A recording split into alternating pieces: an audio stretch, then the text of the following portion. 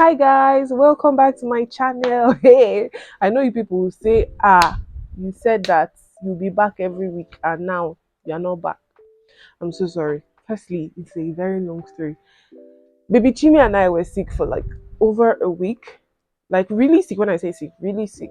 And then we had to recuperate and stuff. It took a while because after she fell sick, she now had catarrh, and me too. I had catarrh, and my catarrh is just clearing up because I have to suck and suck and suck and make sure she doesn't have any nasal congestion.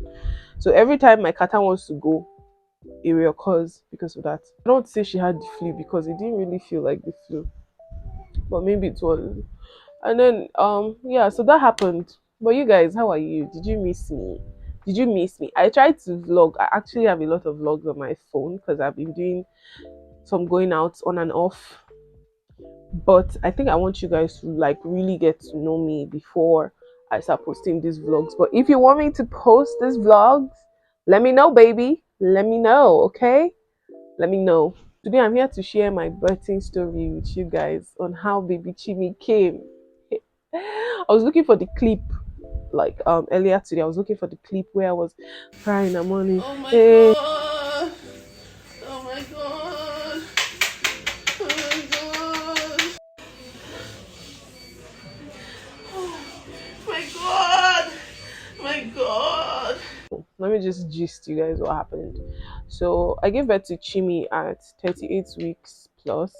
Baby Chimi decided to come early. In fact, to be honest, right, when I got pregnant, I told God that okay, since 37 weeks is like 9 months on the dot, I want to give birth around 37 weeks so that I know that okay, I carried the pregnancy for 9 months, not 10 months, because my pregnancy journey was crazy. Y'all, I'm gonna give you that gist another day. So basically, what happened was that I went for antenatal right on a Tuesday morning because I have Tuesdays as antenatal. And before then, for like a week, I had been having cramping and stuff like that. And I think at 36 weeks, I saw one very small blood that came out, and I told my online doctor and a friend, and they were like, that 36 weeks is kind of early, so just 36 weeks is kind of early, so just forget it might not be anything. Are you feeling any pains and all that?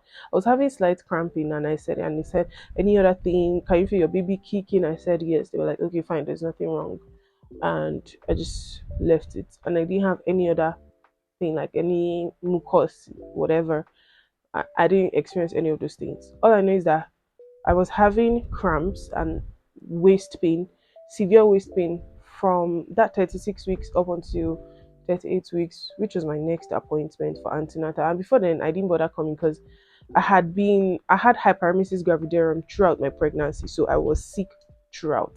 And then I didn't want a situation where I would go to the hospital. You know, I gave birth in a general hospital. You know how general hospitals can be. The doctors will be like, I mean, the nurses will be like, something that other women are experiencing. Every small thing you come to the hospital. So I didn't want to be hearing all those rubbish because I was already really stressed. So I managed the sickness. Another thing that happened to me was that I would stand up from my bed and it would be like I peed on the bed, but I know I didn't pee. So I just told my husband that what they're saying about pregnancy is true. You know, that urine can just come out of your body and you won't even have any idea.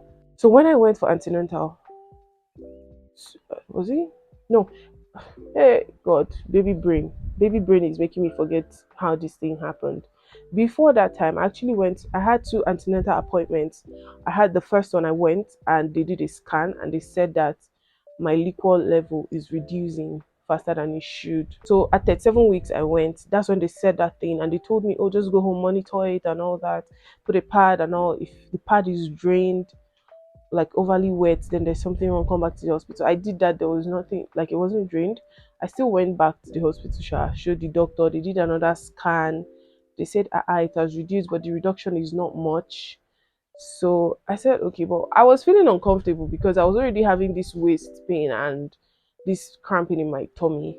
So when I went for my second antenatal, that's the Tuesday morning, I saw a different doctor. This doctor tells me that I'm in labor as per I'm 2 cm dilated. And the reason he said I was in labor was because he asked me if I'm having any pains anywhere, any discomfort. I told him that I've been feeling sick for a while and I have this. waist pain and these abdominal cramps that I'm feeling. And I came to the hospital the week before, like twice, and they told me that okay, my liquor is draining, but it's not much. Liquor drainage is basically the water in the baby sac, the womb sac is draining. So they did a scan. They said they can't find any place is draining from. He inserted his hand. He said my OS is closed, but I am in labor. And did he tell me? Yeah, he said I was 2 cm dilated. That if I'm having those pains, that my labor is approaching. So he said that I have to stay in the hospital and be I mean they have to watch me basically. Guys, I'm so sorry because another day I'll tell you guys some of the things that have changed since I gave birth. Like for example, baby brain or mom brain. I can't remember things very well. But anyways, yes, I was supposed to be under watch for 24 hours, right? And they were supposed to like do another scan every few hours. So when they did the second scan around 11, they were like, okay, because normally if the pregnancy is te- um if you're 2 cm dilated, they will send you home and then ask you to come back. They'll book in another appointment so that you can be at home at 2 cm basically. But by the time they checked again, I was still 2 cm, but the water was still draining. And they said I can't carry the pregnancy up to 40 weeks. So they were going to induce labor. I said, toh.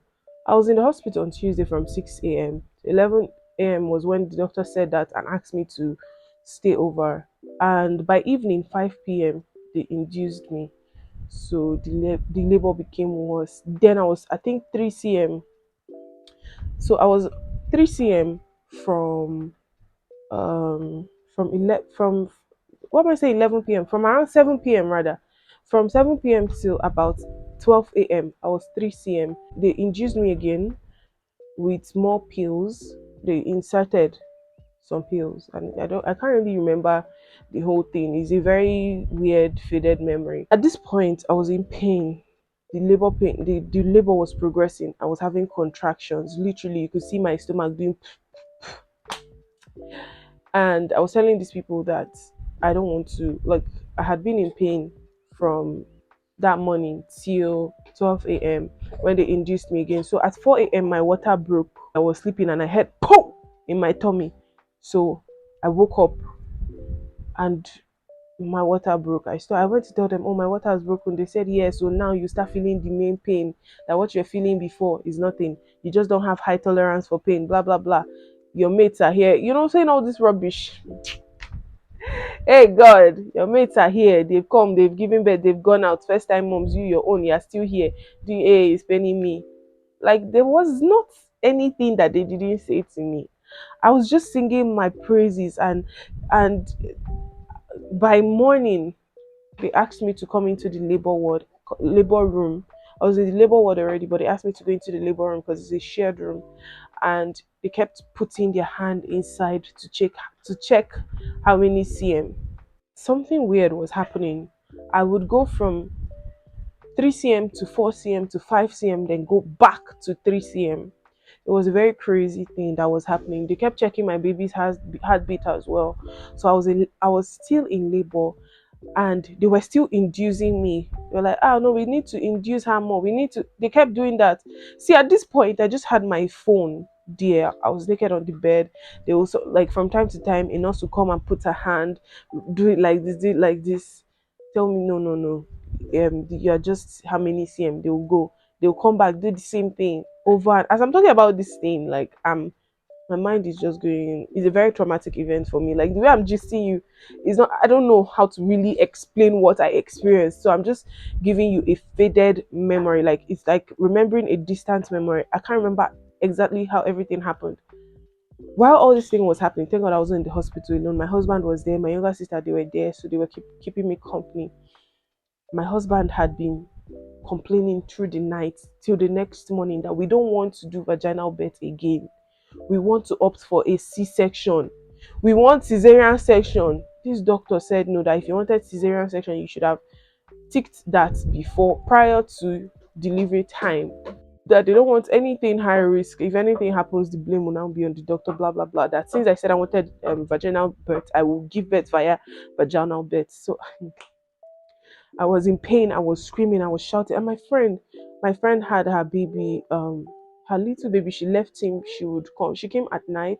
She stayed with me for a bit, and then she left. She came back again the next day. We used all our connect. We called all the people that we know. She called all the people she knew. They were now saying, "Oh, so you think you know people? You're calling all the people. Yeah, oh, this one you're doing is shakara, or as in I'm doing serere, as in I'm doing iyanga. What's the English word for this for my non-Nigerian subscribers?" Basically, I was feeling important here and just kind of doing guy basically. Anyways, back to my story. So I should just relax and experience it that it is normal to feel pain. But what I was feeling was not pain. What I was feeling had gotten out of hand. A doctor came around five no around 4 p.m. and said, okay, let's give it another hour. If by 5:30 she has not gone into if she has not gotten to 8 p.m. or 10 cm. At this point, they've over induced me. If I've not gotten to that, they will have to do a C-section. Now, this is a totally different doctor because the doctor that was saying that thing to me, she wasn't on shift anymore. So this other nice, really nice doctor came and said that, and I was like, oh, thank God. But my husband had seen Shegesha because he will come into the labor. It was at this point, so many people had given birth before me. Even my namesake was there with me. She gave birth and left me there through vaginal birth. So it was just me. So they let my husband in for a minute. But when he was there was when they were putting hand and checking. And so I feel like this still traumatized him till today. But at 5:30, the doctor came. Before 5:30, a nurse came and checked. And then I was just something just told me to ask her to check my baby's heartbeat. And she checked. The first time it was low. She thought she did it wrong. She checked again, it was low. Then the third time it came up. So it was fluctuating. The heartbeat was fluctuating. Up, down, up, down, up, down, up, down. So she had to call the doctor. The doctor came and checked and she was like, you know what? They should prep me for an emergency CS. They prepped me and they took me in and I went in. The doctor asked me, the same doctor that was saying we will not do CS was the one that was operating. She was the lead surgeon. So she was like, I should say a prayer. So I prayed and then they played some gospel music for me. And I asked them to play the song that I had been listening to the whole time that I was going through this thing. But they couldn't find the song on their phone. So they just played whatever. So I was awake and I was looking around, but obviously I couldn't see. And then they told me not to move my head, like I should just face up. And my friend also had a C-section, so she said if I don't want to have the spinal cord pain that's a side effect of cesarean section, I should just stay in one position. I shouldn't turn my head and all that. I stayed in one place. When they brought my baby to me. They told me to look at my baby, but I think I was still in a state of trauma. All I wanted was to not feel any more pain after delivery. So I didn't. So the assisting nurse or whatever, she turned my neck and I saw my baby. And the first thing I felt was like, okay, see, we are going to talk about that another day. I was like, okay. And that was it. That was how I felt after I saw my daughter. They took her. She cried, but my girl, right from time, she's not a big crier. If she's gonna cry, she's gonna do wah, wah, wah, and that's it. And that's how she cried. And for the longest, even till now, she cries like an angel. She's not the noisiest crier, except lately that she has been requiring extra attention. I don't know.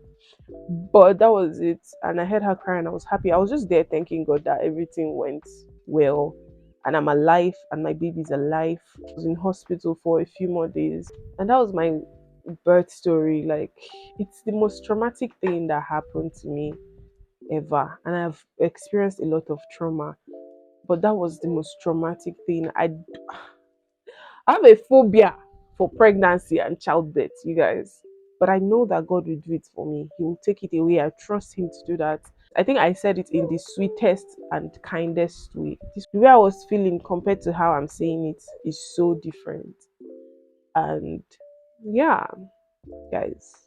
So that was my bird story. I hope you enjoyed it. I hope it didn't really scare you. And if you did, just I'm sorry. Just pray about it, talk to God about it, and have faith. I'm doing okay. Some days are harder than others. But yeah, we move. So yeah, that's about it. But guys, if you like my hair, if you like it, you wanna order it. This is what I do for business. I sell human hairs and braided wigs. I also revamp and treat hairs that are not well taken care of. Your old wigs, you can send them in. Those wigs that you feel like, no, I need to throw it away. Nah, bring it in. I'm gonna turn it around. It's not even glued or anything. No. It's just put it on and that's it. Period. This is a full list though. This is a full list. Full list. So yeah, and it's really affordable. Thank you guys for watching my video. Don't forget to like, share, subscribe, turn on post notification. I'm gonna try to be consistent. But till next time, love and light. Bye guys.